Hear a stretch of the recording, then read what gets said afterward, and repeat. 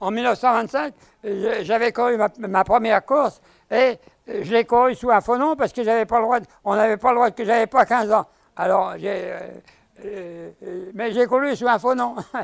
Et c'était une grande course, il y avait 65 km, et j'ai quand même fini. J'ai fait un club il s'appelait l'Étoile sportive de Drancy, n'est-ce pas? J'ai fait des courses cyclopédestres, tout un tas de trucs. Et puis en 1928, j'ai pris une licence d'indépendant.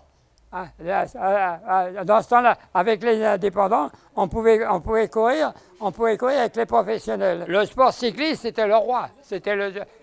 Toutes les courses, il y avait au moins une moyenne de 500 par temps. Hein. Alors, il y avait des dirigeants de clubs, ils suivaient les courses. Et puis, parce que moi, j'attaquais toujours sans arrêt, j'attaquais toujours. Alors, il me dit, je t'ai vu courir, mais tu cours comme un imbécile. Il dit, il faut courir avec ta tête et avec tes jambes, mais avec ta tête aussi. Alors, il dit, je te prendrai bien dans mon équipe, mais tu es trop petit et le président, il ne voudra pas de toi parce que tu ne seras jamais un champion. Ah bon? Je ne serai jamais un champion? Hop, j'ai babardé tout mon matériel, j'ai tout foutu, j'ai tout vendu et puis j'ai abandonné le vélo.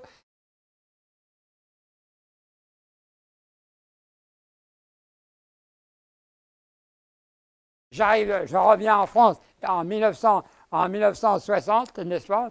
Et là, je rachète un vélo.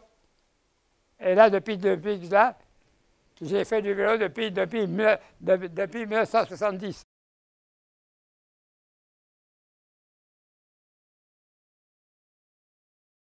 C'est un test formidable. Alors on me dit que je suis encore à peu près potable. Alors c'est bon. Voilà. Ils me regardent, je sais pas, les pulsations, la puissance, tout. Mais là, je descends un peu. Ce que l'on permet ici au laboratoire, c'est de lui donner des conseils. En l'occurrence, il avait je dirais une limite quant à la possibilité d'augmenter sa puissance à l'exercice par sa cadence. Puisque vous savez que, ou si vous ne le savez pas, la puissance, c'est en fait la force sur les pédales qui multiplie la cadence. Et lui, il avait tendance à s'appuyer trop sur sa force sans travailler la cadence. Et c'est vrai que, contrairement à ce que l'on pourrait penser, avec l'âge, on perd davantage de cadence que de force. C'est intéressant quand on a plus de 60 ans de regarder, de vérifier qu'on a toujours une cadence de pédalage supérieure à 65-70 coups minute.